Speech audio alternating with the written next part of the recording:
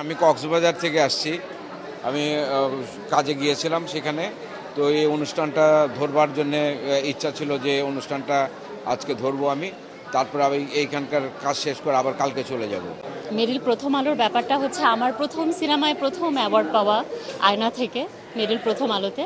তো আত্মার সম্পর্ক এবং সেই আত্মার সম্পর্কের জায়গা থেকে এবার 25 বছর পূর্ণ করছে, মানে বিশাল একটা অ্যাচিভমেন্ট।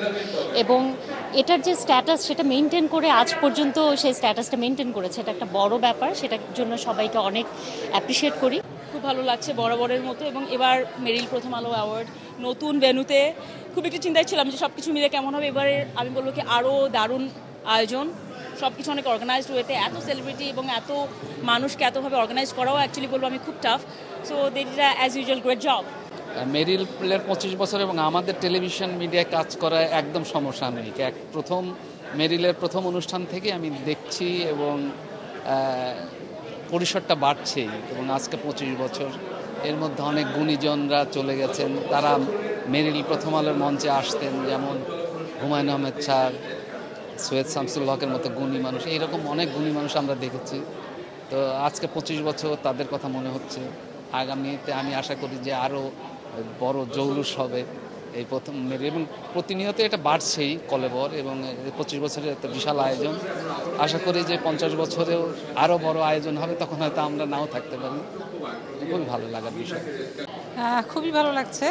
25 বছরের মেরিল প্রথম আলো পুরস্কারে এসেছি, তখন দিব্য সম্বরা হয়নি। আজকে ওরা নমিনেশন পেয়েছে, ওদের সাথে করে এখানে এসেছি। প্রথম থেকে আজ পর্যন্ত সবগুলো প্রোগ্রামে উপস্থিত থাকার চেষ্টা করেছি, প্রোগ্রাম দেখেছি। বৃন্দাবন যেটা বললো, একের পর এক আসরে জৌলুস যুক্ত হয়েছে। আশা করছি সামনের দিনগুলোতে সে জৌলুস আরও বাড়বে। মেরিল প্রতি বছরই আমাদের সারপ্রাইজ করে আসলে। আমরা প্রতি বছরই মনে করি it can't get bigger than this, but তার পরের বছরই মেরিল নতুন চমক নিয়ে আসে। সো পরের বছর কতটা বড় হবে এটা একমাত্র মেরিল কর্তৃপক্ষই বলতে পারবে। বাট আমার কাছে এই প্রোগ্রামটা, 25 বছরের এই প্রোগ্রামটা অনেক বেশি স্পেশাল। মেরিল আসলে ছোটবেলার একটা আবেগ। টিভির সামনে বসে মেরিলের এই প্রোগ্রাম দেখতাম বাবাকে সাথে নিয়ে। তো মেরিলের 25 বছর পূর্তিতে প্রথমবারের মতো নমিনেশন পেয়ে প্রথম মেরিল প্রথম আলোতে এসে সত্যি অসাধারণ মনে হচ্ছে।